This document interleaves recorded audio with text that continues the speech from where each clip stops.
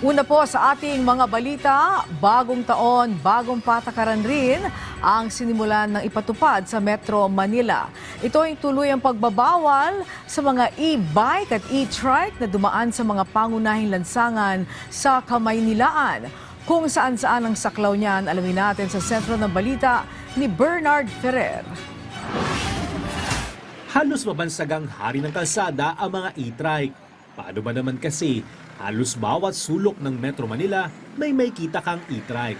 Pero simula ngayong Biyernes, January 2, bawal na ang pagbiyahe ng e-trike sa mga pangunahing kalsada ng Metro Manila. Saklaw ng pagbabawal ang EDSA, C5 Road, Ross Boulevard at Quirino Avenue hanggang sa bahagi ng Magallanes sa South Luzon Expressway o SLEX. Ayon kay LTO Chief Assistant Secretary Marcos Lacanlao, ang pagpapatupad ng hakbang na ito ay nakabatay sa pangkalatang konsiderasyon ng kaligtasan sa kalsada. Paliwanag niya, ang mga pangunahing lansangan ay dinisenyo para sa mas malalaki at mas mabilis na sasakyan kaya't hindi angkop dito ang e-trike dahil sa bilis ng daloy ng trapiko, dami ng sasakyan at lawak ng mga kalsada. Ang pagsasabay ng mababagal at magagaan ng sakyan sa ganitong uri ng daan ay nagdudulot ng malinaw na panganib sa lahat ng motorista. Dagdag pa ni Asek Lacanlao, nauunawaan ng LTO na marami ang umaasa sa e-trike bilang paraan ng pagbiyahe.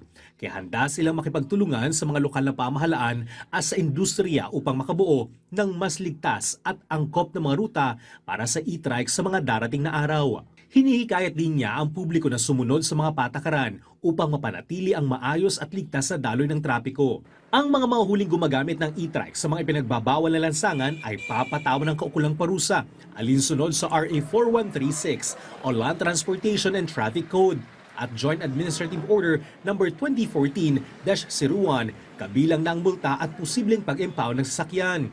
Giit ng LTO, layunin ng hakbang na ito na maiwasan ang aksidente at matiyak ang kaligtasan at kaayusan ng ating mga kalsada at hindi upang tuloy ipagbawal ang paggamit ng e-trike habang hinihintay ang mas komprehensibong joint guidelines mula sa DOTR at iba pang ahensya. Magde-deploy ang LTO ng mga law enforcer upang ipaalam ang patakaran at yakin ang tamang pagpapatupad nito. Nanawagan ng LTO ng kooperasyon at mahigpit na pagsunod sa mga umiiral na batas trapiko para sa kaligtasan ng lahat. Bernard Ferrer para sa Pambansang TV sa Bagong Pilipinas.